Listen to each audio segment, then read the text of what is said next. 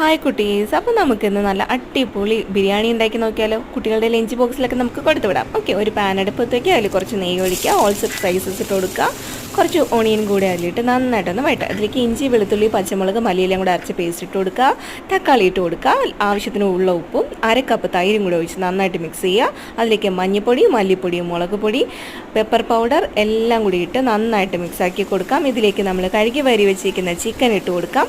കുറച്ച് മല്ലിയിലയും കൂടി ഇട്ട് ഇതിനായി നന്നായിട്ടൊന്ന് അടച്ചു വയ്ക്കാം. വേറൊരു പാൻ എടുത്ത് വെച്ച് നമ്മൾ അതിൽ കുറച്ച് ഓയിൽ ഒഴിക്കുന്നു. അണ്ടിപ്പരിപ്പ്, മുന്തിരിങ്ങ, ഓണിയൻ എല്ലാം കൂടി ഇട്ട് നന്നായിട്ടൊന്ന് വഴറ്റിയെടുക്കുക. ഈ സമയം നമ്മുടെ ചിക്കൻ ഒന്ന് വെന്ത് കഴിയുമ്പോഴത്തേക്കിനും കുക്ക് ചെയ്ത റൈസും കൂടി ഇട്ട് കൊടുക്കുക. മേലിൽ നിരത്തുക, കുറച്ച് നെയ്യ് ഒഴിച്ച് കൊടുക്കുക. അണ്ടിപ്പരിപ്പ്, മുന്തിരിങ്ങ, മല്ലിയില, ഓണിയൻ എല്ലാം കൂടി ഒന്ന് വാരി വിതറി ഒരു 10 മിനിറ്റ് ലോ ഫ്ലെയിമിൽ ദം ചെയ്ത് വെക്കാം.